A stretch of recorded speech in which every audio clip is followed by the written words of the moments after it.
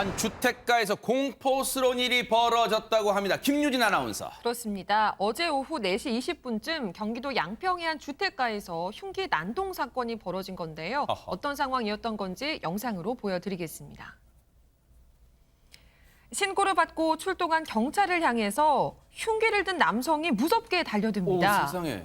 경찰은 이런 남성을 진정시키면서 대화를 시도했지만 이 남성 흉기를 강하게 휘두르면서 저항하는 모습을 보여줬다고 네네. 하는데요. 위험을 인지한 경찰이 테이저건을 2차례 연이어서 발사하면서 이 남성을 제압하려고 했지만 이 남성의 외투가 두꺼웠던 탓에 소용이 없었다고 합니다. 어머, 세상에. 게다가 흥분한 남성 오히려 경찰을 향해 달려들기까지 했다고 전해지고 있습니다. 지금 상당히 일촉즉발의 상황이에요. 그런데 홍종성 기자님, 그러면 경찰이 현장에 도착하기 전엔 대체 무슨 일이 벌어지고 있었던 걸까요? 이게 이제 어제 오후 4시 20분쯤 경기도 양평의 한 주택가에서 이런 일이 벌어진 겁니다. 한 남성이 흉기를 들고 나타났고 거기서 마주친 지인 2명을 향해서 소리를 치면서 죽여버리겠다 이렇게 소리를 치면서 위협을 했다고 해요. 세상에. 하다 보니까 이를 목격한 시민들이 경찰에 신고를 했고 네. 경찰 8명이 출동을 해서 이 남성을 저지시켰습니다. 그런데 앞서 영상 보니까 백성문 변호사님 네. 테이저건도 지금 아마 2차례 발사한 것 같아요. 그게 별 무소용이었어요. 그러니까 테이저건을 발사했는데 이 남성이 이제 좀 두꺼운 가죽 점퍼를 입고 있어서 테이저건이 뚫고 들어가지 못한 상황이 됐고요. 이제 그 상황에서 이제 이 40대 남성이 양손에 흉기를 들고 오히려 지금 테이저건을 쏜 이후에 경찰한테 막 달려들고 네. 또 인근 주민도 위험한 상황이 될 수도 있다 보니 일단 바로 실탄을 발사하는 게 아니고요. 네. 일단 공포탄을 한 발 발사를 하고 어허. 그 이후에 이제 실탄 4발을 발사했는데 그중에 2발이 이 남성에게 맞았던 겁니다. 세상에 실탄까지, 급기야 실탄까지 발사하게 되는 위급했던 상황이었습니다. 저 실탄으로 결국 그렇다면 저 남성은 제압이 됐을까요? 양윤선 평론가님. 네, 실탄을 맞은 남성이 복부와 다리에 총상을 입고 닥터 헬기를 통해 수원의 한 대학병원에 옮겨졌습니다. 의식이 있는 상태에 옮겨져서 지금 수술 후에 안정을 찾아가는 상태라고 하고요. 인근 주민들이 난동이 벌어진 지 30분간 공포에 떨어야 했잖아요. 다행히 추가 인명 피해가 없어서 정말 다행입니다. 그러니까요. 예. 저 공포스러운 상황이 30분 넘게 벌어졌다고 하니까 얼마나 주변 분들은 이 오싹한 상황을 맞이했을까요? 그런데 앞서 잠깐 얘기는 나왔습니다만 손정희 변호사님, 지인 2명을 앞서 살해 위협을 했단 말이에요. 흉기를 들고. 근데 대체 무슨 일이 그러면 그 지인들과 있었던 걸까요? 우선 이 40대 남성은 중국 국적의 외국인으로 이제 확인이 됐고요. 허허. 이 지인 2명은 우리는 이 남성과 일용직 관계로 만났을 뿐 별달리 다툰 사실도 없고 달리 원한 관계도 없었다라고 진술하고 있는 상황입니다. 네. 경찰은 이 40대 남성이 회복하는 대로 흉기로 위협한 지인과의 관계나 정확한 경위를 조사한 뒤에 구속영장을 신청할 방침이라고 합니다. 네. 얼마나 긴박한 상황이었으면 경찰이 급기야 실탄까지 발사하면서 저 흉기 난동법을 제압했을까요? 얘기 들어보시고 이어가 보도록 하겠습니다. 칼을 들고 위협하고 위험한 상황이어서 생명의 위협을 느끼고 있는 상태고 이해가 가할 수 있는 상태이기 때문에 그래서 어쩔 수 없이 그 위급한 상황이라 그 총기를 발포한 거죠.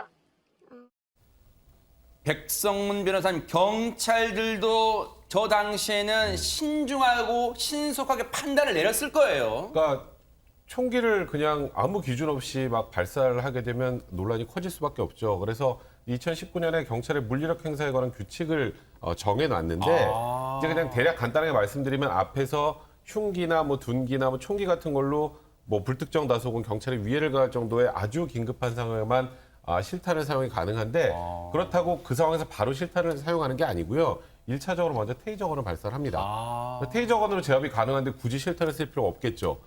테이저건으로도 제압이 안 되면 그 다음에는 총기를 쏠 수 있다는 것도 알려주는 그 공포탄을 쏘고요. 공포탄을 쐈는데도 계속 이렇게 저항이 강한 경우에 예외적으로 이렇게 총기 사용이 가능한데 이제 이번 상황에서 다만 하나 아주 우려스러운 상황은 보통은 생명에 지장이 없는 다리나 이런 곳을 조준해서 이제 실탄을 발사하게 되는데 복부를 맞았단 말이에요. 네. 근데 이제 뭐 권총이라는 것 자체가 워낙 정확성이 떨어지기 때문에 경찰이 굉장히 경험 없는 상황에서 그런 상황이 됐던 것 같고 그래서 이번 상황은 일단은 현재까지 봐서는 정당행위에 해당할 것으로 보입니다. 네. 당시에 긴박한 상황에서 왜냐하면 저 흉기 난동범 앞서 영상 보셨지만 흉기를 든 상태에서 마구 달려들기도 했기 때문에 정확히 조준하기도 쉽지는 않은 상황이었습니다. 어쨌든 당시에 빠른 판단 그리고 이런 대처로 이 제압을 했고 지금은 치료가 먼저이기 때문에 이 흉기 난동범 치료가 다 끝나면 회복되는 대로 구체적인 사건 경위를 조사할 것으로 보입니다. 이유를 알 수가 없기에 더 수상하고 소름 돋는 장면이 연출됐다면서요, 김유진 아나운서. 그렇습니다. 여기 옷차림도 행동도 수상한 남성이 CCTV에 포착이 됐는데요. 어떤 상황인지 영상 함께 보시죠. 늦은 시간 인천의 한 골목길, 어두운 색의 옷을 입은 남성이 어슬렁거리고 있습니다. 그러더니 이 남성 잠시 후엔 주차된 승용차 쪽으로 다가가는데요. 그러더니 차량 아래쪽으로 손을 뻗더니 아무 일 없다는 듯 유유히 사라져 버립니다. 그런데 이 남성의 모습 자세히 보시면 머리부터 발끝까지 온몸을 뒤덮는 방진복과 라텍스 장갑까지 착용하고 있었는데요. 네. 혹시 온종일 마스크와 방진복을 벗을 수 없는 코로나 의료진인가 싶으면서도 그렇다면 이곳엔 무슨 일로 나타난 건지 아무리 봐도 수상하고 이상합니다. 지금 뭐 차량 옆에만 손 뻗은 게 아니라 차량 밑에도 들어가고 그러는데 양윤선 평론가님 혹시라도 뭐 나쁜 마음으로 남의 차량 이렇게 흠집 내고 막 그런 행동한 거에 저 사람 뭐 하는 겁니까 지금? 이 남성이 알고 보니 헤어진 여자친구 차량에 위치 추적기를 부착을 하려고 저런 행동을 한 겁니다. 어머 세상에. 이렇게 몰래 위치 추적기를 달기 위해서 신분을 감춰야 하잖아요. CCTV에 아무래도 얼굴이 드러나면 안 되기 때문에 방진복을 입고 손에는 라텍스 장갑까지 낀 상태로 저렇게 중무장을 하고 사건 범행을 저질렀습니다. 이 소름 돋는 행각을 벌인 50대 남성은요. 전 여자친구의 차량뿐만이 아니라 지인의 차량에도 위치 추적기를 달았다고 합니다. 어머 세상에 위치 추적기라는 게 무슨 범죄 영화 그런 데만 나온 줄 알았더니 홍종성 기자님 그런데 한 개도 아니고 6개를 단다고요? 위치 추적기를? 그렇습니다. 내가 가는 곳마다 헤어진 전 남자친구가 나타난다. 이거 조금 우연이라기에는 의심스러운 상황 아닙니까? 그러네요. 바로 이 수상한 인연 뒤에 위치 추적기라는 비밀이 있었던 거죠. 아하. 다행히 이 비밀의 실마리가 CCTV에 고스란히 담겨서 이렇게 범인을 검거하게 된 건데요. 아하. 이런 몹쓸집 지난 7월부터 시작을 했고 지금 양평론가 말씀하신 것처럼 이 여성뿐이 아니라 이 여성이 자주 만나는 지인까지 추적을 하느라고 지금 경찰이 발견해낸 것만 6대라고 합니다. 네. 무려 4개월간 헤어진 여자친구를 집요하게 따라다녔습니다. 얼마나 저 집요하게 7, 8, 9, 10 넉 달 얼마나 그 여성은 무섭고 소름 끼쳤을까요, 백성원 변호사님? 그러니까요. 이 4개월 동안 내가 어디를 가면 항상 전 남자친구가 나타나고 굉장히 좀 무섭죠. 네. 이제 그런 상황에서 이제 이 여성도 뭔가 이상하니까 이 차량 정비소에 가서 이 차에 문제가 있는지 확인을 해본 거고 그 과정에서 이제 위치 추적기가 있다는 걸 확인하고 이제 경찰에 신고를 한 거고요. 세상에. 근데 경찰이 이제 수사를 하는 과정에서 보니까 위치 추적기가 이 차량에만 있었던 게 아니었습니다. 차량에 3개, 자전거에 뭐 1개, 어머. 그다음에 나머지 2개는 피해자가 자주 만나는 지인의 차에도 어머, 세상에. 위치 추적기를 부착을 한 거죠. 이제 그렇게 위치 추적기를 부착해 놓고 어찌 보면 물샐 틈 없이 붙여놓은 거나 마찬가지 상황인 건데요. 그리고 본인 휴대폰으로 이 여성의 위치를 계속 확인해 가면서 집요하게 찾아다녔던 거니까 여성이 느꼈을 공포심은 미로 짐작하고 남을 것 같습니다. 그러니까요. 대체 이 공포스러운 상황은 언제부터 시작이 된 걸까요? 경찰 얘기 들어보시고 이어가 보도록 하겠습니다. 달하는 게 언제인지 모르겠으나 그래도 그 전에도 그 피해자 입장에서는 그 아무한테도 얘기 안 하고 어디 와 있는데 그 피해자가 위치를 알고 찾아오고 막 이랬던 적이 몇 번 있어서 혹시 그런 걸 달아놓지 않았나 의심이 들어서 카센터에 가서 확인해보니 안쪽에 붙어있는 게 확인이 됐거든요. 세상에 들어도 소름 끼칩니다. 그런데 이 몹쓸 남성의 만행이 여기서 끝이 아니라면서요, 양윤선 평론가님. 네, 맞습니다. 지난 7월 결별 이후에 불법 위치 추적도 모자라서 직접 찾아가서 이 협박까지 가했다는 겁니다. 세상에. 이 남성이 이 여성 위치 추적기를 통해서 여성의 위치를 알아내고 여성이 지인들과 같이 카페에 있다는 것을 알아내게 됩니다. 카페로 찾아가서 카페 밖에서 잠깐 얘기 좀 하자라고 어머. 요청을 했는데 여성이 거절을 하니까 카페 앞 유리창 앞에서 공회전을 하면서 배기음을 크게 내면서 차량 문으로 돌진할 것처럼 위협을 가했다는 거죠. 하하.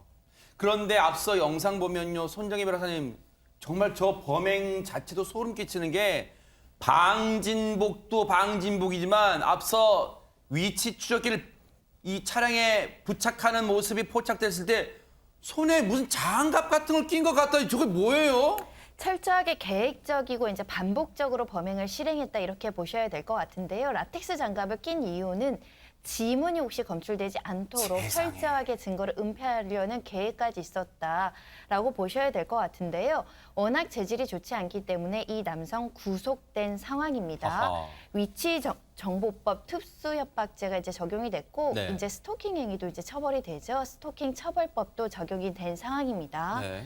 경찰 조사 과정에서는 헤어지자고 한 전 여자친구의 말을 받아들이기 어려워서 이런 행동을 했다라고 하는데 굉장히 재질에 대해서 본인이 반성하지 않고 있다 이런 것들을 엿볼 수 있지 않을까 생각을 하고 있고요.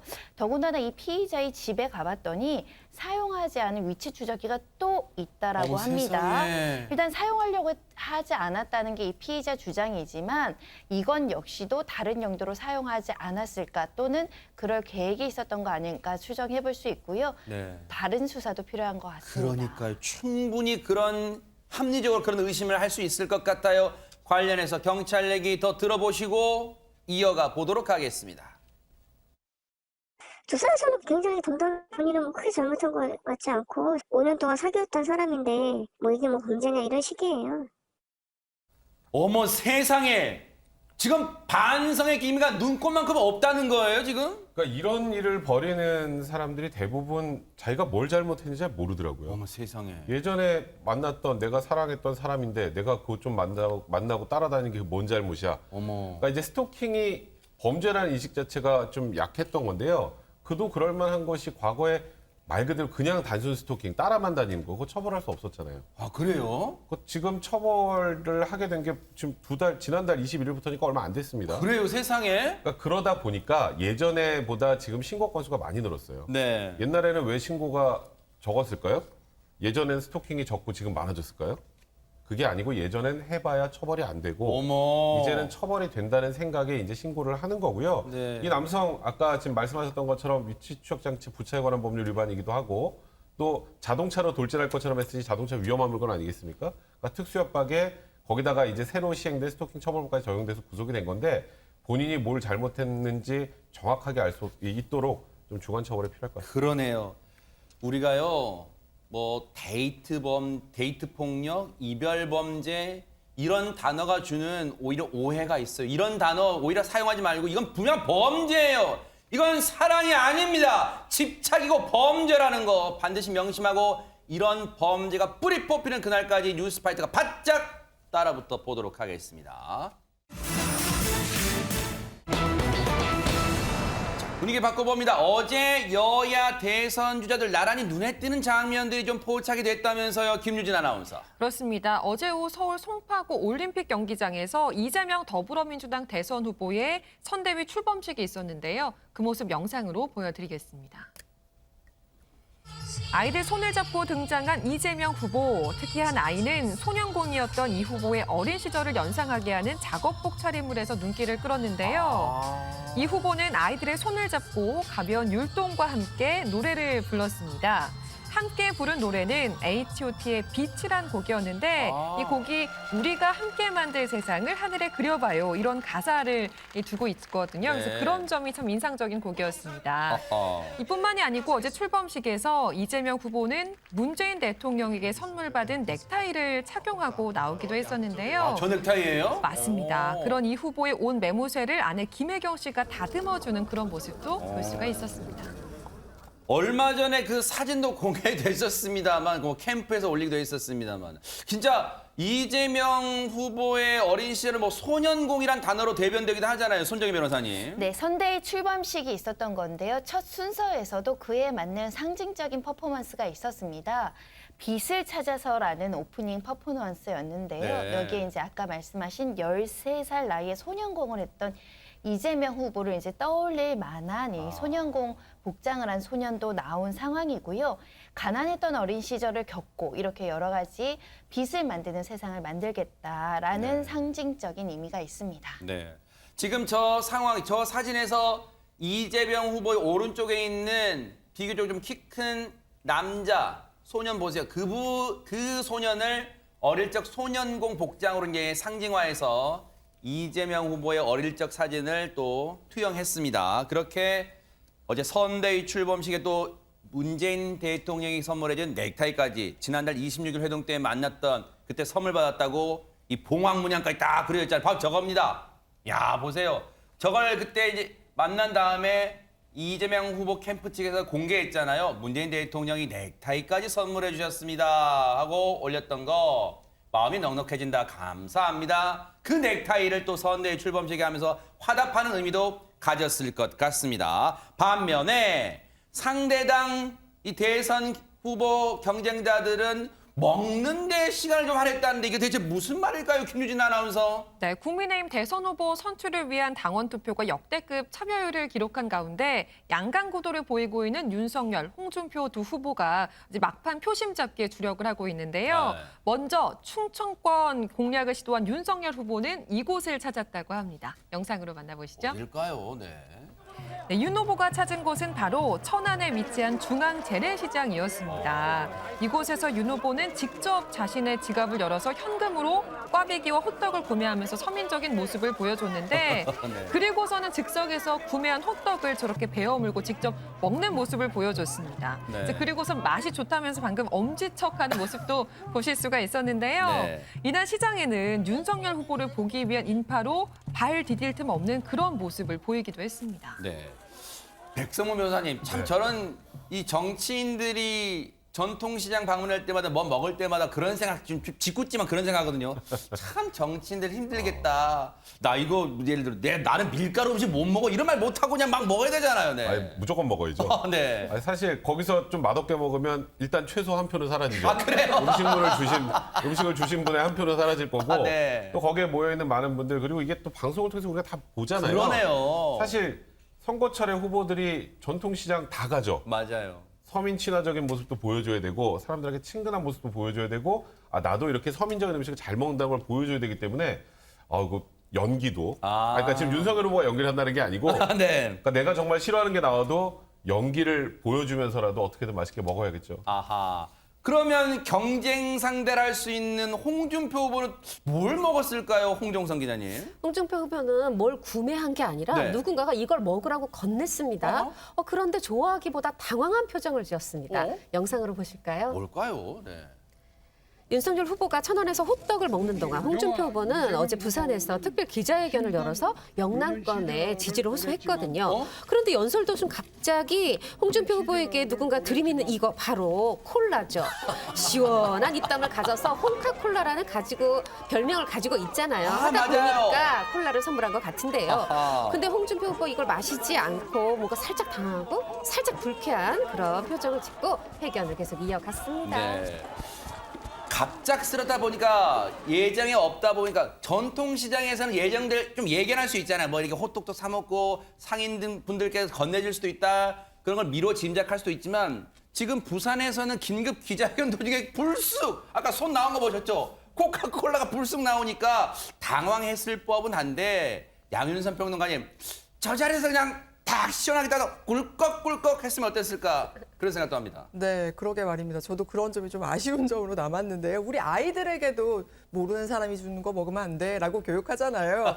콜라 안에 또 뭐가 들어있을지도 모르니까 이거 좀 조심하는 차원에서 마시는 건 좀 무리라고 하더라도 그래도 좀 고맙다고 하고 지지자들이 준 선물이지 않습니까? 그렇기 때문에 좀 귀여운 포즈, 뭐 제스처 같은 것들 보여주면서 좀 상황을 넘어갔으면 어땠을까 하는 아쉬움은 남는 게 사실입니다. 그러네요. 또 그렇게 또 듣고 보니까 대선 예비 후보다 보니까 또 어떤 음식을 또 무조건 이렇게 즉석에서 섭취하는 것도 후보 안전 문제도 있을 수 있겠다. 캠프 입장에서는 또 그렇게 생각할 수도 있겠네요. 그런데 지금 보셨던 이 세 명을 한꺼번에 평가한 그런 사람도 있습니다. 얘기 한번 들어보시고 이어가 보도록 하겠습니다.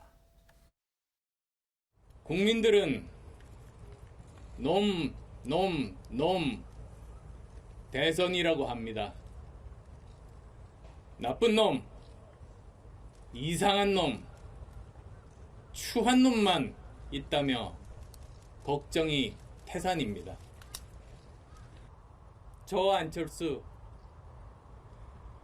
정말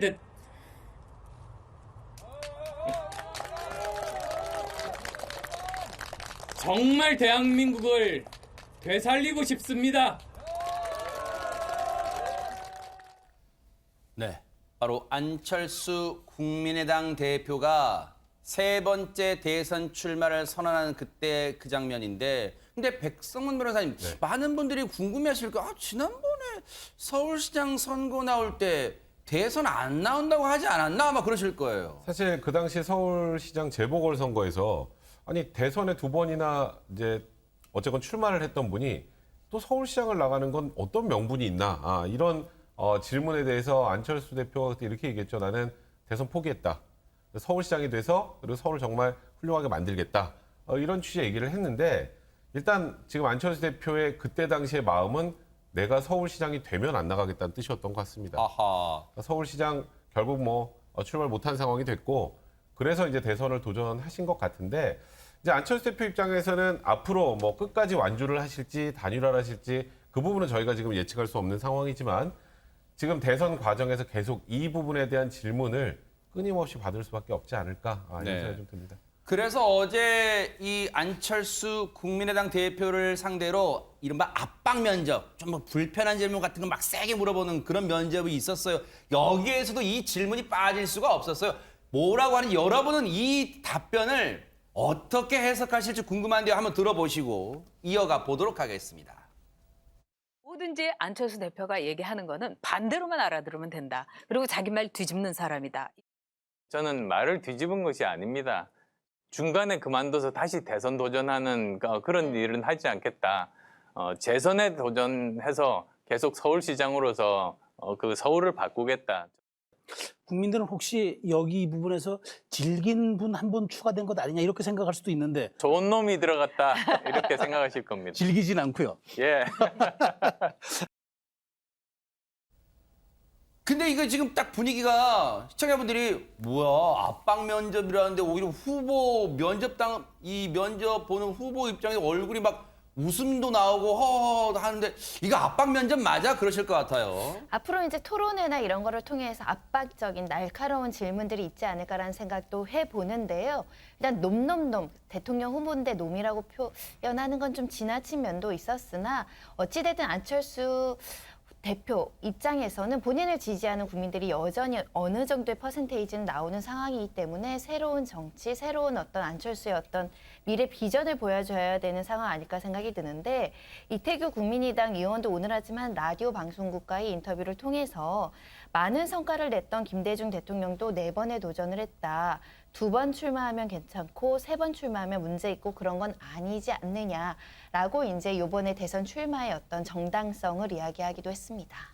야, 순간 자신의 반열이 고 김대중 대통령 반열까지 올라갑니다. DJ도 4번 했는데 내가 그렇게 많은 겁니까? 이렇게 하는 것 같습니다. 그런데 이런 얘기도 저 압박 면접 때는 아닙니다만 이런 얘기도 안철수 대표는 했어요. 한번 들어보시고 이어가 보도록 하겠습니다. 지금 정권 교체를 위해서 제1야당 후보가 되신 분이 양보를 해주신다면 충분히 압도적인 정권 교체가 가능하게 되겠죠. 와, 백성훈 변호사님, 제1야당이니까 지금 국민의힘 대선 후보가 양보를 하면 오히려 자기가 압승할 수 있답니다. 저 말은 완주를 하겠다는 뜻이죠. 그러니까 어차피 양보 안 할 거 아니에요. 그런데 이제 어쨌건 후보로 출마 선언을 하면서 저는 단일화할 겁니다. 저는 양보하겠습니다. 이럴 리는 없지 않겠습니까? 이제 안철수 이제 국민의당 대표 입장에서 보면 앞으로의 지지율 추이가 굉장히 중요합니다. 현재 이재명 후보 그리고 이쪽은 아직 후보가 확정되지 않았죠. 국민의힘에. 근데 어떤 후보가 돼도 일단 호감도도 높지만 비호감도도 굉장히 높고 중도층에서 아직 결정을 못한 분들도 많단 말이죠.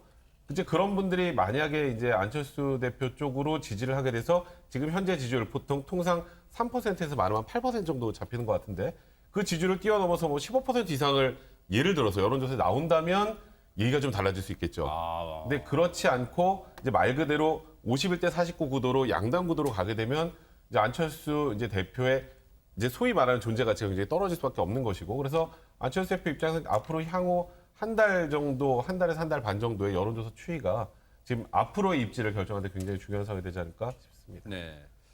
어떻게 보면 진짜 이 두 자릿수 지지율을 달성하고 보여주느냐 그 부분이 길게 가느냐 중도에서 이 포기하느냐 그걸 좌우할 변수가 될 것 같기도 합니다. 그런데 이렇게 제1야당 후보가 양보하면 내가 승리하겠다 이런 포부를 밝힌 것에 대해서 그렇다면 제1야당 대표는 뭐라고 했을까요? 한번 들어보시고 이어가 보도록 하겠습니다. 수 후보가 지금 출마 선언을 하고 있는데 지금 어떻게 보시고 야권의 표가 분산될 수 있다는 위험에 대한 지적도 나오는 거 어떠세요? 무운을 빕니다.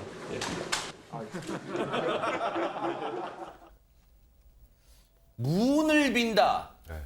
무운을 빈다인데 기자들은 폭소가 나왔어요. 글쎄 이걸 왜 폭소가 나왔을까요? 무운을 빈다에서. 사실 이준석 국민의힘 대표하고 안철수 대표와의 관계가 썩 좋지 않다는 건 뭐 대부분 다 알고 계실 겁니다.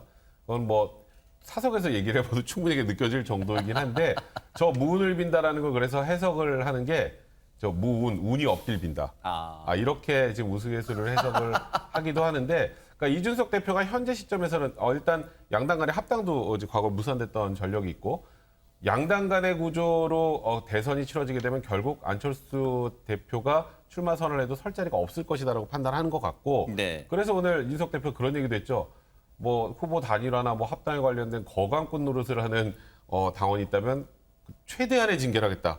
그러니까 지금 안철수 대표의 현재 이 출마 선언과 관련해서 이준석 대표는 크게 의미를 부여하고 있는 것 같지가 않습니다. 자, 뭐 두 사람이 노원에서 이 국회의원 선거로도 앙금이 여전히 남아있는 것 같고요. 우리 그런 나라잖아요. 정치는 말의 성찬이라고 합니다. 근데 대선 전국이 앞으로 계속 흐를수록 말이 더 격화될 것 같다 이런 생각도 해보는데요. 그런 격화되는 말들 뉴스파이터가 놓치지 않고 한번 짚어보도록 하겠습니다. 자, 이제 지구촌 소식도 좀 알아볼게요. 얼마 전에 중국에서요. 놀이공원 갔다가 크게 곤욕을 치르신 사람들이 있다고 합니다. 김유진 아나운서. 그렇습니다. 중국 상하이에 위치한 한 테마파크에서 3만여 명이 넘는 관람객들이 놀이기구는 제대로 타지도 못하고 밤까지 갇혀 있다가 나오는 일이 발생했다고 하는데요. 이게 어찌된 일인지 영상을 통해서 확인해 보겠습니다. 테마파크 안쪽으로 모여있는 사람들이 보입니다. 어마어마한 수의 인파인데 자세히 보면 이 사람들 그냥 모여있는 게 아니라 뭔가를 기다리기 위해서 줄을 서 있는 걸 확인할 수가 있는데요. 그런데 놀이기구 탑승을 대기하는 줄이 아니라 바로 코로나 검사를 받으려는 줄이었다고 합니다. 이게 무슨 일이에요, 이게? 이 전날 방문객 중에 코로나19 확진자가 발생한 사실이 밝혀지면서 중국 당국이 해당 테마파크에 대해 일시 폐쇄를 결정한 건데요. 결국 이날 이곳을 찾은 3만여 명의 관람객들 순차적으로 검사를 받고 나서야 귀가할 수 있었다고 하는데 이런 사정을 아는지 모르는지 불꽃놀이는 굉장히 화려하기만 한 것 같습니다. 그러네요, 진짜. 아니 근데 폐쇄 조치를 한 것까지는 이해가 돼요. 확진자가 나왔기 때문에. 그렇다고 그 3만 명을 귀가 조치시지도 않고 저기 가둬놔요? 그렇습니다. 일단 확진자가 어제 다녀간 확진자가 지금 관람객이 확진자가 됐잖아요. 확진자가 어제 다녀갔다. 이걸로 바로 갑자기 문을 닫았다 그래요. 그리고 이 시설을 일시 폐쇄한다 발표를 하고 그 안에 있던 정확히는 3만 4천여 명을 하나하나 일일이 모든 사람들에 대해서 이 코로나 검사를 실시했다고 하는데 마지막 귀가자가 밤 10시 30분에야 집에 갔다고 하고 이 전날들에 이 다녀간 분들까지 한 10만여 명을 검사했다고 합니다. 아니 근데 참 중국의 저런 모습은 참 기함을 하게 하는데 손정혜 변호사님 정말 저 상황이 동일한 상황이 우리나라에서 벌어질 일은 없지만 만약에 벌어졌다면 지금 난리 났을 거예요. 그 폐쇄한다는 게 효율적인가, 꼭 방역을 저렇게 해야 되는가 그런 고민은 있는데요. 일단은 극강의 대처를 했던 것 같습니다. 그래도 일부 테마파크 측에서 여러 가지 손님들을 위한 조처는 있었다고 하는데요. 일단 저렇게 무작정 줄 서서 기다리면 굉장히 속상하잖아요. 지금 보시는 거는 불꽃놀이인데요. 예정이 없게 저렇게 줄 서서 코로나 검사를 하는 사람들을 위해서 일부러 불꽃놀이 쇼를 준비했다라고 하고요. 병 주고 약 줘요? 또 어린아이들 오랜 시간 대기하기 어렵지 않습니까? 그래서 어린이 있는 가족은 우선 검사를 시켜줬고, 그리고 오랜 시간 기다리다 보면 휴대폰이라도 봐야 되는데 휴대폰 전원이 꺼질 염려가 있기 때문에 관람객에게 휴대전화 충전기를 제공했다라고 합니다. 코로나 시대에서만 볼 수 있는 정말 하나도 안 웃겨요. 정말 슬픈 진짜 모습이에요. 양윤선 평론가님. 네, 미국의 한 매체도요. 불꽃놀이가 터지는 가운데 방역복을 입은 요인들이 코로나 검사를 하고 있는 정말 기묘한 광경이 벌어졌다라고 평을 하기도 했고요. 적절한 표현이네. 기묘한 광경이네. 진짜. 네, 그렇습니다. 이 한 방문객은요. 어떤 놀이기구의 줄보다도 이 코로나 검사줄이 제일 길었다. 이렇게 평가를 하기도 했습니다. 그러니까요. 자, 영화나 드라마에서요. 그런 대사 많이 나오잖아요. 더 이상 빠져나갈 곳은 없다. 이런 얘기 많이 들어보셨을 거예요. 백성문 변호사님. 보통 그런 대사는 경찰이 범죄자한테 하죠. 네. 그런데 이번 건 좀 다릅니다. 범죄자가 아주 굉장히 황당하고 위험한 선택을 한 건데요. 네. 영상을 통해서 한번 만나보시죠. 자, 경찰의 추격을 피해 빠르게 달리고 있는 저 한 승합차. 속도를 너무 낸 걸까요? 그만 중심을 잃고 저렇게 다리 오른쪽 난간에 돌진하고 마는데요. 저렇게 파편을 뿌려대면서 미끄러지는 차량, 속도를 줄이지 못하고 반대편 난간에 또 부딪힙니다. 저렇게 긴 스피드 마크를 남기면서 겨우 멈춰선 차량. 운전석에서 내린 남성은 곧장 다리 난간으로 뛰어가더니 급기야 난간을 넘어갑니다. 쫓아오던 경찰차가 멈춰선 것을 확인한 이 남성. 다리 아래를 한번 내려다보더니 그대로 뛰어내리고 맙니다. 어머 세상에. 아니 대체 무슨 잘못을 했기에 저렇게 이 쏜살같이 자동차 속력 내면서 도망갔고 급기야 저런 행동까지 했을까요? 손정혜 변호사님. 저 남성이 타고 온 차량은 본인이 이제 절도로 절취한 이제 SUV 차량이었습니다. 훔친 거예요. 그러다가 이제 경찰에 쫓기니까 저렇게 이제 운전을 하다가 결국은 저렇게 뛰어내린 상황이 발생을 했는데요. 다행히 이제 남성이 수영을 좀 할 수 있었고라고는 하지만 굉장히 위험한 상황입니다. 네. 다행히 다리 밑에 이제 해양 경찰이 있어서 이 남성을 곧바로 구조해서 병원으로 옮겼다라고 하고 생명에 지장이 없는 상태라고는 하지만 일단 절도죄로 처벌받아야 되고 특히 이 차량 파손되지 않았습니까? 이 부분에 대한 피해 배상뿐만 아니라 또 저렇게 도주를 하면서 각종의 어떤 공무 집행의 어떤 그 집행력을 낭비한 측면이 있기 때문에 네. 엄한 벌에 처해질 것 같습니다. 정말로요. 저 상황에서 차량이 뒤집히지 않은 게 천만다행이었을 거예요. 아마 차량이 전복됐다면 저 절도 피의자 본인도 아마 크게 다쳤을 것 같습니다. 자, 그런가 하면요. 세상 살다 보면 뭔가를 우연히 발견하는 경우가 참 많은 것 같습니다. 양윤선 평론가님. 네, 터키 개울바닥을 파봤더니 사랑과 미의 여신 아프로디테가 나왔다면 믿으시겠습니까? 영상으로 한번 만나보시죠. 허허.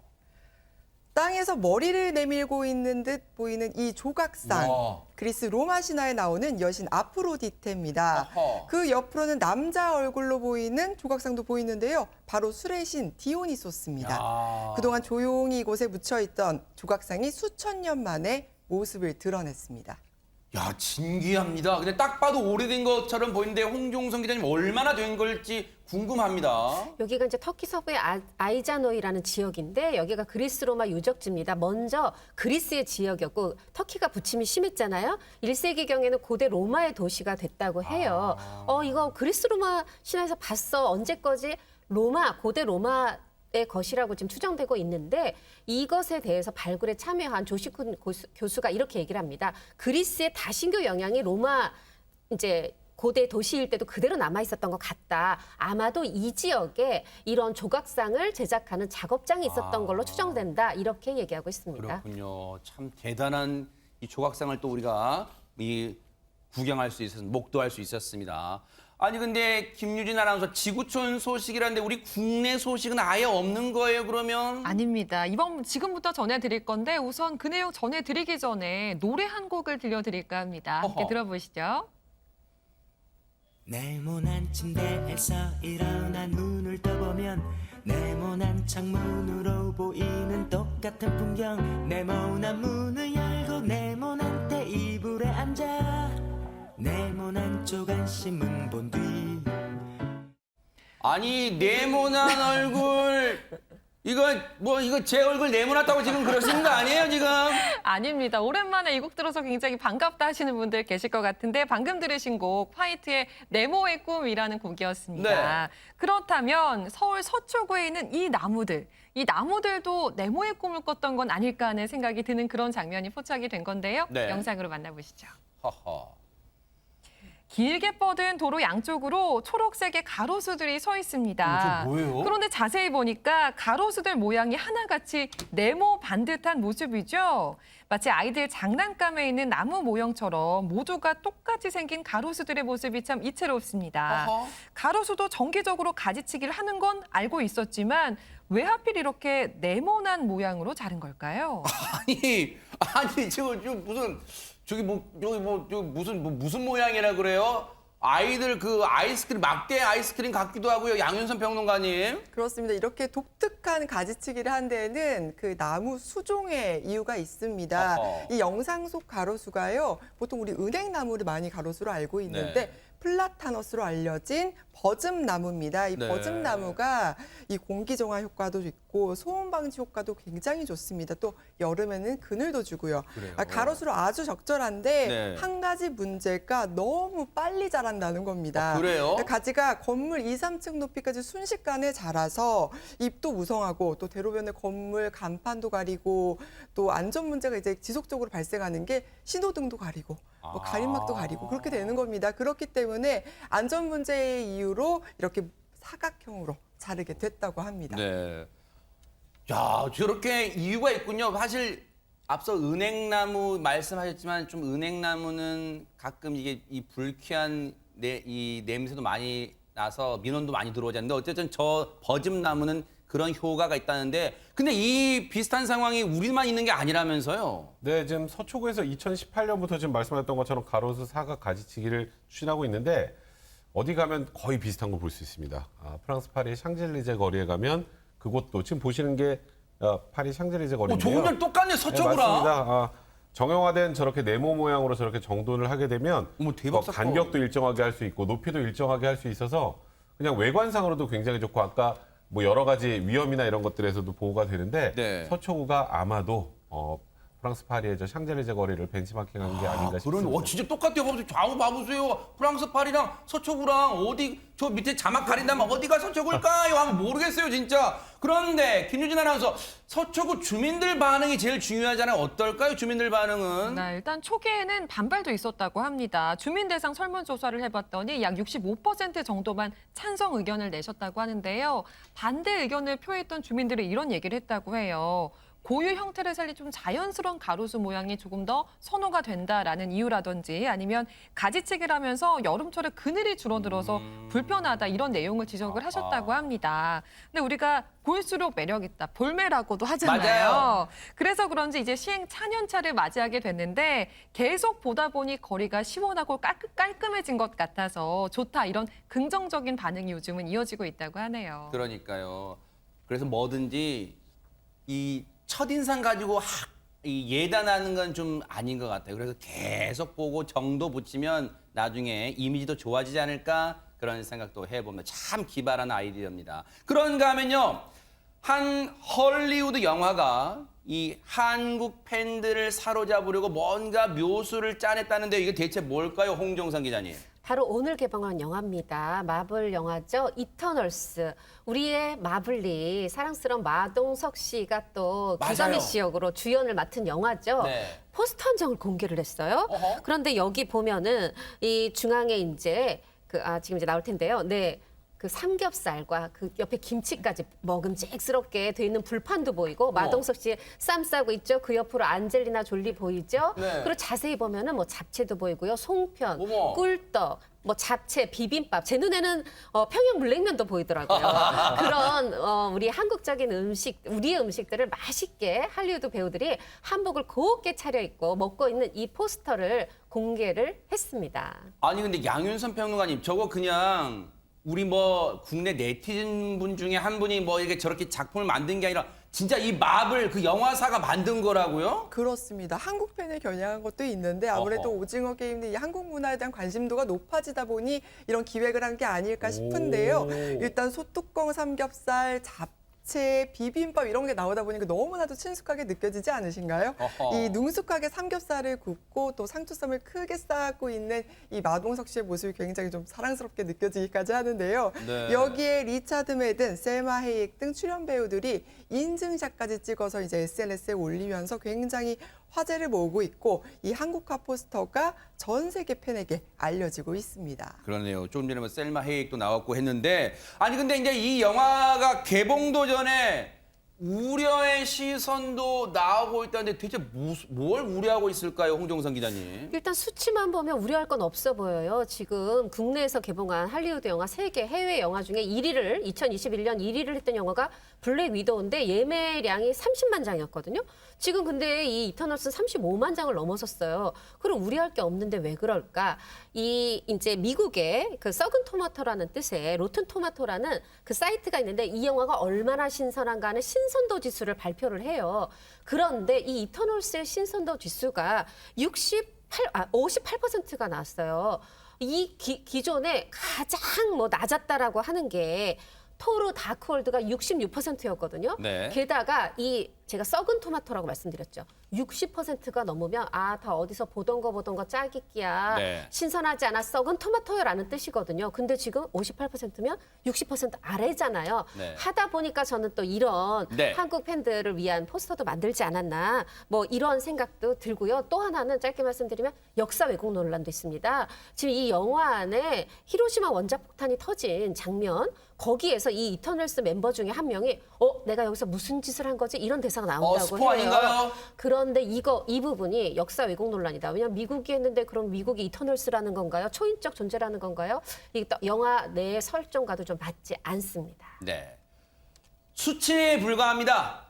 제일 중요한 건 관객들이 현장에서 보시고 재밌다, 별로다, 즉석에서의 반응이 제일 중요한 거 아닐까 싶어요. 매체의 비평도 중요합니다만 관객분들의 반응이 제일 중요할 것 같습니다. 그런가 하면 이번에는 이 인물의 얘기를 해볼까 합니다. 김유진 아나운서. 네, 바로 이재용 삼성전자 부회장 이야기입니다. 이재용 부회장이 어머니 홍라희 여사와 함께 해인사를 방문한 사진이 공개돼서 지금 화제가 되고 있는데요. 어허. 이 사진은 한 관광객이 찍어서 SNS 올리면서 알려지게 됐습니다. 어허. 이 관광객에 따르면 지난 1일에 우연히 해인사에서 두 사람을 만나게 됐고 얼떨결에 가벼운 인사도 나눴다라고 전하고 있어요. 네. 근데 이날 이 부회장이 수행단도 없이 어머니를 모시고 해인사를 찾았던 것으로 보이는데 실제로 사진을 보면 이재용 부회장과 홍라희 전 관장이 손을 잡고 함께 해인사 계단을 오르는 뒷모습과 참배를 마치고 나온 모습 등이 담긴 걸 볼 수가 있었습니다. 네. 오늘 언론을 통해서 저 사진뿐 아니라 여러 장의 사진이 공개됐어요. 진짜로 어머니인 홍라희 전 관장과 저렇게 이 해인사 스님들하고 또 같이 찍은 것도 있고 아마 돌계단 같은 곳을 어머니 손잡고 다정히 오르는 그런 사진도 공개가 됐습니다.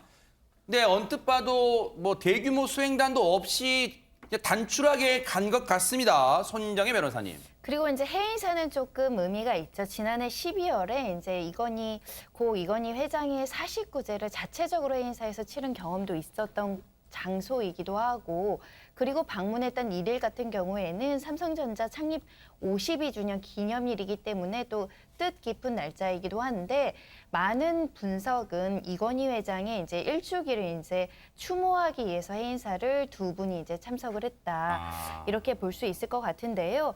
추도식 이후에 열린 흉상 제막식에서 고 이건희 회장 일주기였던 날에 이제 겸허한 마음으로 새로운 삼성을 만들기 위해 이웃과 사회의 더 나은 미래를 위해 우리 모두 함께 나가자 이렇게 말한 바도 있었는데 조촐하게 이렇게 추모를 두 분이 하신 걸로 보입니다. 네.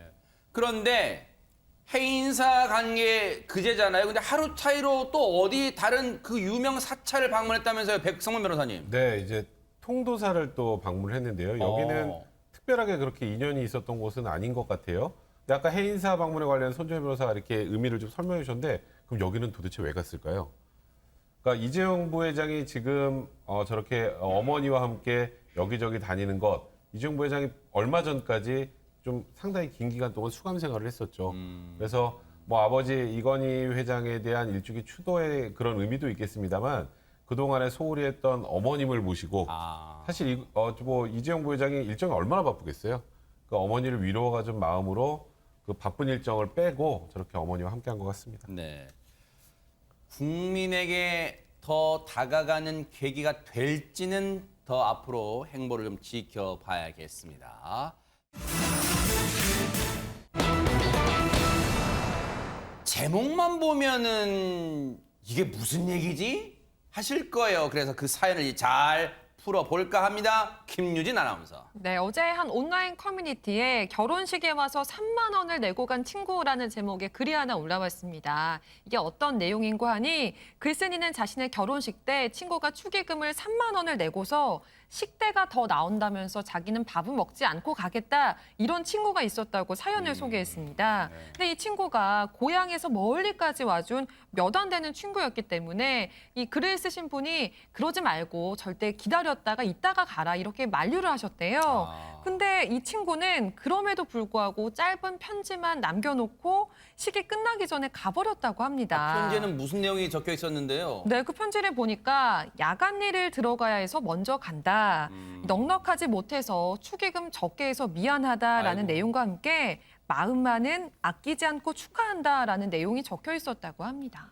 아니, 저 친구분의 편지를 읽고 왜 제 마음이 짠해오죠? 세상에 예를 들어 서울에서 사시는 분이 그냥 축하러 오신 것도 아니고 저 고향에서 올라오시고 또 당일치기로 내려가셨잖아요. 축의금 적게 냈다고 미안해하는 마음. 아우 뭐 너무 좀 짠해옵니다. 손정혜 변호사님. 그리고 사실 사연자는 이 친구에게 청첩장 자체를 주지 않았다라고 합니다.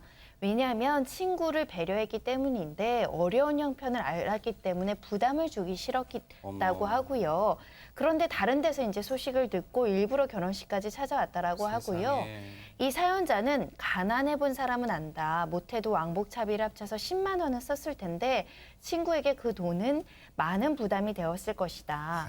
나는 괜스레 눈물이 났다. 미안해하며 밥도 먹지 않고 떠나는 돈만 붙이거나 문자 한 통만 보내도 충분했을 축하를 친구라고 얼굴을 보이려 서울까지 온 녀석이 일 때문에 악수 한 번과 짠한 눈빛으로 이제 축하를 대신하고 급하게 버스에 오르는 모습을 상상하니 절로 눈물이 났다라고 전했습니다. 그러네요 진짜. 제가 이 몹쓸 놈의 이 TMI지만요.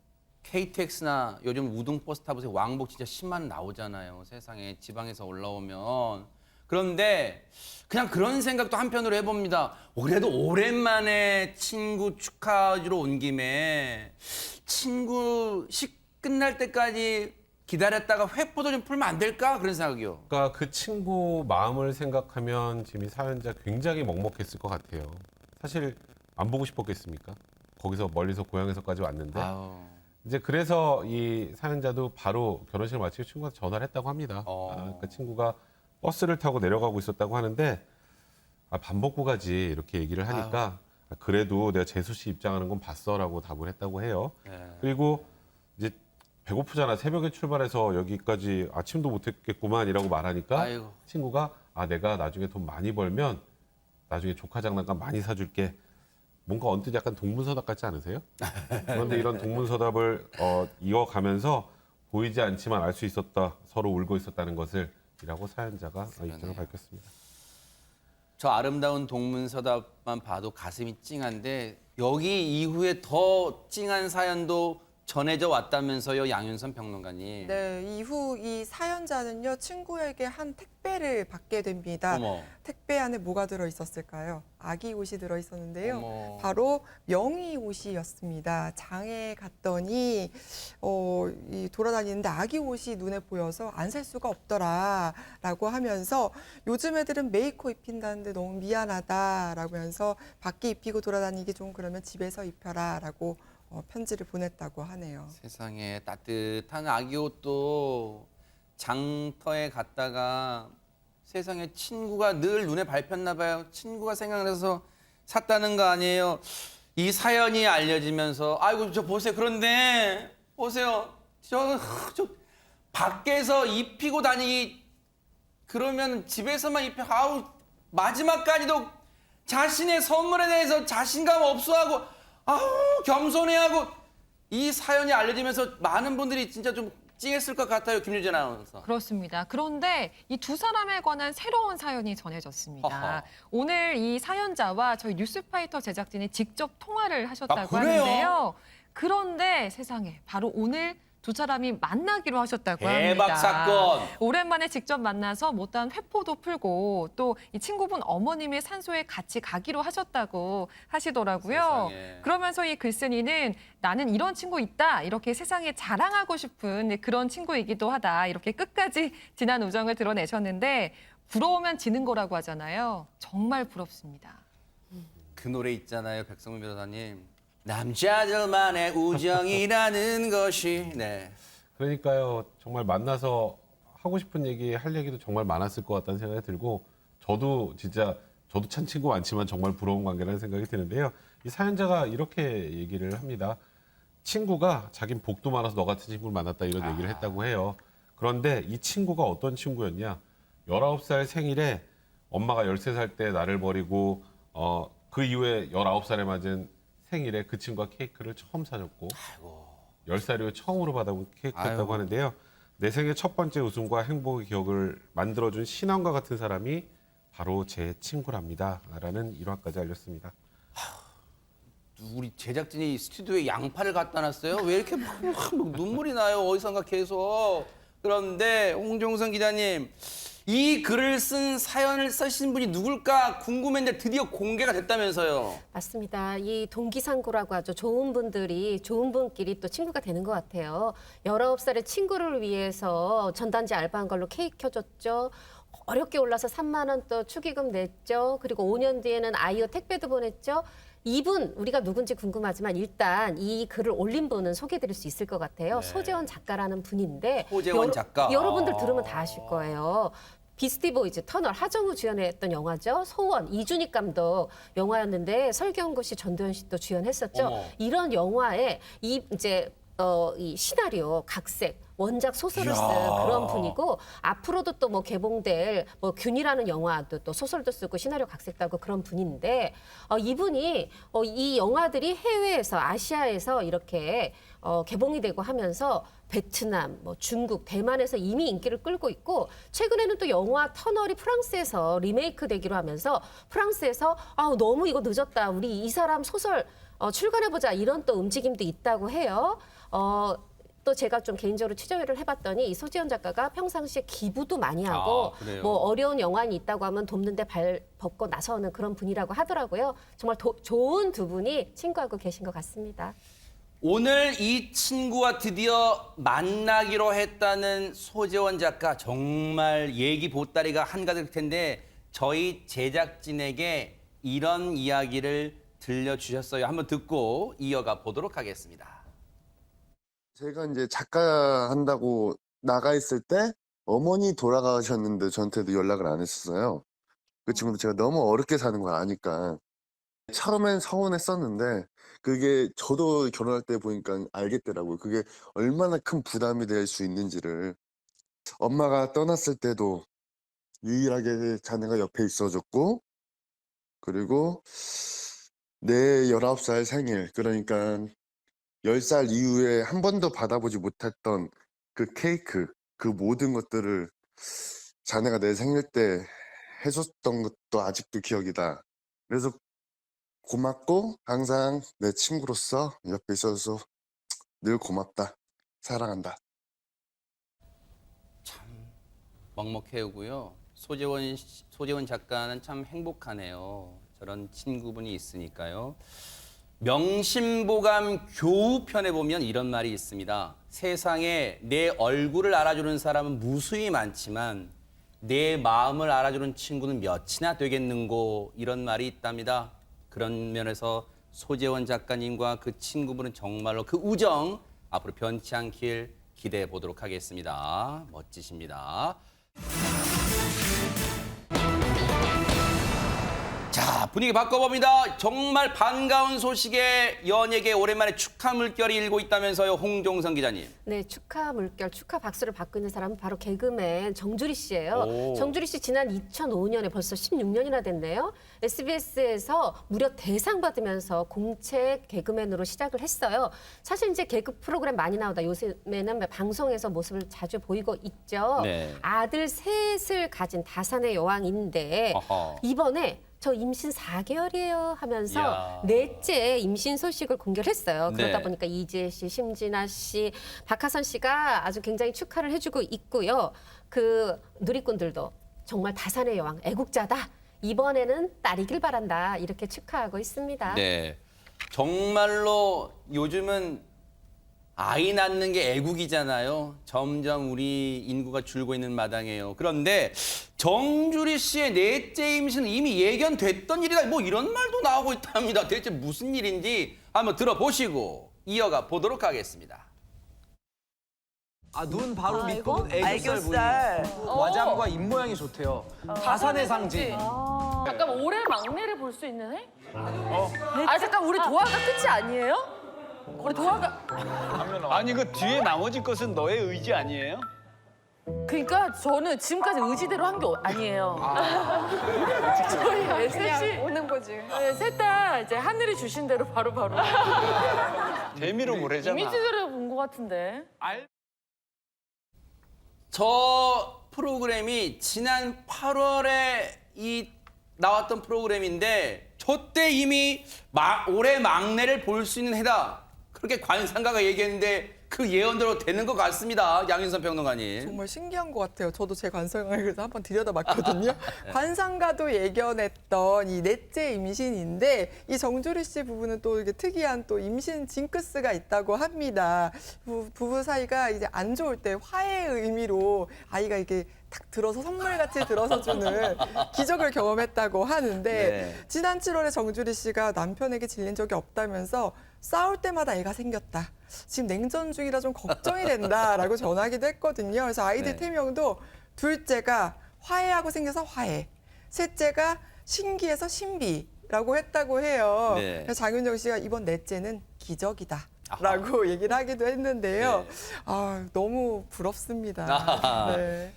임신과 출산 정말 쉬운 과정이 아니잖아요. 얼마나 또 힘든 과정이었을까요? 손정희 변호사님. 그럼요. 애를 셋을 낳고 또 육아를 한다는 건 너무너무나 힘든 일인데 엄마들이 이제 애 낳고 나 이제 애 안 낳아 그래놓고 또 낳잖아요. 그만큼 아이를 너무 사랑하기 때문이 그렇죠. 아닐까 하는데 정주리 아유, 씨도 아이들 보세요. 첫째 낳았을 때 굉장히 산통이 심했다고 합니다. 아. 무려 30시간이나 이제 출산의 고통을 느껴서 너무나 고통스러워서 정말 남편이 옆에서 지켜보다가 울었다라는 거고요. 정말 정주리 씨가 죽을 것 같았다더라 이렇게 얘기를 하고 정주리 씨도 너무 낳기가 어려우니까 나도 모르게 죽을 준비를 하고 있었다. 드라마 보면 남편 머리를 부여잡는다고 하는데 네. 나는 오히려 남편을 끌어안고 울었다라고 아이고. 하는데 다행히 둘째는 4시간, 셋째는 또 금방 나았다고 하니까 네. 또 넷째는 순산 더 하지 않을까 합니다. 첫째 아들 낳을 때 그 출산의 고통이 정말로 고통스러웠는데도 그 아이의 커가는 모습을 보면서 정말 둘째, 셋째도 낳은 게 아닌가 또 그런 생각도 해봅니다.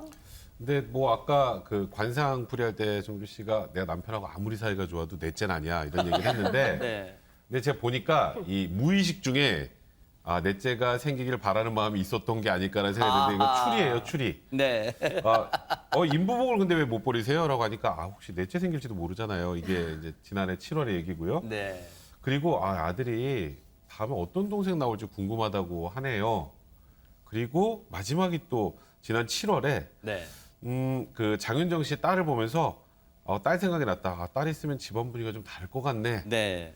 결국 마음속으로는 넷째를 생각하고 있었던 게 아닌가 하는 생각이 듭니다. 자, 보세요. 다복합니다. 지금도 새 아들을 둔 지금 상황도 참 다복한 거. 누가 봐 한눈에 봐도 다복한 가정이잖아요. 그런데 첫 아이를 낳고서 이어진 임신, 출산, 육아, 집안일. 근데 그 수많은 과정에서, 그 힘든 과정에서 과연 남편분은, 그런 아내를 지켜보는 남편분은 어땠을지 한번 얘기 들어보시고 이어가 보도록 하겠습니다. 저는 잘 진짜 참았어. 그 조리원에서 일 스케줄 잡혔을 때 되게 눈물 났었거든요. 조리원에서 잡혔어요? 조리원에 있는데 잡혔다. 그래요? 지금 저 77kg인데요? 그래갖고 급하게 빼고 나갔었어요. 77kg. 남편이 뭐라 그래요? 첫날 나가는 날. 남편이 말은 안쓰럽다고는 하는데 흐뭇한 그래도 얼굴이었어. 흐뭇하게. 네. 제가 또 이제 많이 버니까 저를 많이 응원하죠. 네. 그래서 자기한테 한 달에 80만 원만 주면은 아기를 자기가 키우겠다고 살림을 하겠다고. 그래서 오늘 나가는데도 여보 고생해요 하면서 애 맡기고 온 거예요? 네네. 자, 든든한 남편의 응원. 그런데 저 때는 김유진 아나운서, 애가 하나니까 돈 많이 버는 우리 아내 일 열심히 다녀오세요 응원하지만 지금은 애가 셋이잖아요. 맞습니다. 지금은 상황이 또 달라졌다고 네. 해요. 이 정주리 씨 남편은 1살 연하의 회사원으로 알려졌거든요. 근데 회사원의 경우에는 출퇴근 시간이 좀 고정적이다 보니까 지금은 정주리 씨가 육아를 전담하고 있다고 합니다. 네. 근데 아이가 셋이다 보니까 정말 극한 육아라고 해도 과언이 아닐 정도로 일이 정말 많으실 텐데 그래서인지 정주리 씨가 얼마 전에 이 아이들의 흔적이 역력한 거실 모습을 공개를 했거든요. 그 사진이 굉장히 화제가 됐었는데 이 모습입니다. 정말 장난감 많죠. 이 정주리 씨는 내가 애들 집에 얹혀 사는 것 같다라면서 아이들 다 재우고 육퇴라고 하죠. 육아 퇴근 후에 술 한잔하는 게 삶의 낙이다. 이런 얘기를 하기도 했습니다. 네. 정주리 씨가 지금은 새 아들도 저렇게 뒤치다거리 잘하면서 육아를 키웁니다만 또 이제 넷째가 또 이제 태어날 거란 말이에요. 그런데 본인도 재능이 아주 훌륭한 코미디언이잖아요. 개그우먼이잖아요.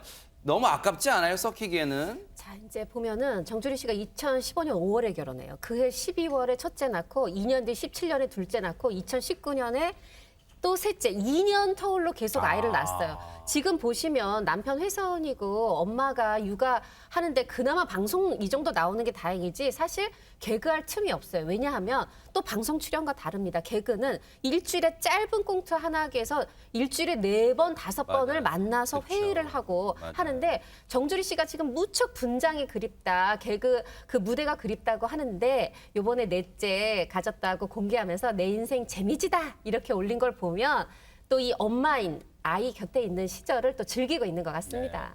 물론 개그계로 다시 가고 싶은 마음도 굴뚝 같으시겠습니다만 육아를 잘하는 것도 정말 애국하는 길이다 이런 생각해보면 자긍심이 생길 것 같다 이런 생각해봅니다. 응원하겠습니다.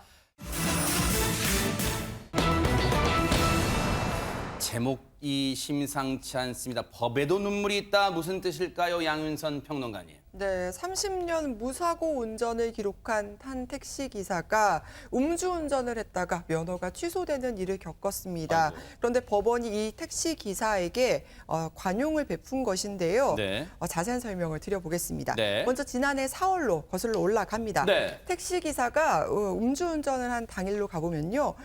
휴무일이어서 술을 한잔하고 산기슭에 있는 주차장에 주차를 해뒀다고 합니다. 네. 근데 대리운전 기사를 이제 호출을 했는데 위치를 잘 못 잡는 겁니다. 어허. 그래서 GPS 수신이 좀 안 됩니다. 주차장에서 차를 조금만 빼주실 수 있겠냐라는 요청에 따라서 단 5m가량을 운전을 하게 되고요. 이 GPS 수신을 위해서 운전을 하게 됐다고 본인도 밝혔습니다. 아하. 5m면은 성인 다리 보폭으로는 한 4-5걸음밖에 안 되잖아요. 김유진 아나운서. 근데 그 4-5걸음이 혹시 무슨 돌이킬 수 없는 결과를 낳은 거예요, 그러면? 그렇습니다. 운전한 거리는 채 5m에 불과했지만 혈중 알코올 농도가 면허 취소 수준이었기 때문에 그에 따른 처분이 이제 이뤄지게 된 건데요. 어머. 이 택시 기사는 운전면허 취소에 이어서 개인 택시 면허까지 취소가 됐다고 합니다. 아니 세상에 이제 방송 보시는 분은 5m면 차로는 글쎄 티도 안 나겠다 하실 건데 손정혜 변호사님 택시 기사님 입장에서는 나름대로 억울한 부분이 있었을까요? 일단 교통사고 전력이 30년 동안 없으셨고요. 과거에 약 600시간이나 이제 자원봉사를 해왔고 실제 통화 내역을 분석을 했더니 11번에 걸쳐서 대리운전 기사를 호출한 사실이 확인이 됐습니다. 5m는 굉장히 음주운전한 거리가 짧다라고 할 수 있을 것이고 그리고 이 계속 운행하려고 하다가 적발된 게 아니라 주차된 차량을 근처로 이동시킬 목적에서 이제 주차를 했다라는 점 그리고 콜센터가 이렇게 요청하지 않았더라면 운전을 하지 않았을 것으로 보이는 점 그리고 이 운전을 한 공간 자체도 굉장히 외진 상기스의 주차장이었기 때문에 다른 사람과 사고가 날 염려나 이런 것들이 굉장히 적었다라는 점에서 택시기사분께서도 좀 억울하다라고 이제 여겨질 수 있는 사안이었습니다. 세상에. 개인 택시 면허 취소된 데 대해서 서울시장 상대로 소송을 했어요. 소송 결과는 어떻게 됐을까요? 보통 음주운전 1m만 해도 음주운전입니다. 네. 그러니까 음주운전은 뭐 절대 용인돼서 안 된다는 건 뭐 다 아실 거고요. 그래서 이 음주운전을 통해서 면허가 취소되고 이렇게 개인 택시 면허가 취소되면 다시 되돌리는 게 굉장히 어렵습니다. 그럴 가능성도 거의 없고요. 그런데 법원이 이렇게 판단했습니다. 그러니까 개인 택시 면허까지 취소하는 건 가혹하다라고 이걸 취소해달라고 소송을 제기한 건데 생계를 유지하기 위해서 계속해서 개인 택시 운송 사업을 영위하는 상황인 점을 고려해 보면, 그러니까 이분이 음주운전한 건 맞는데 그래도 이것 때문에 개인 택시 면허까지 취소하는 건 너무 심하다. 그래서 서울시의 개인 택시 면허 취소 처분을 취소하라. 그래서 이 택시 기사의 손을 들어줬습니다.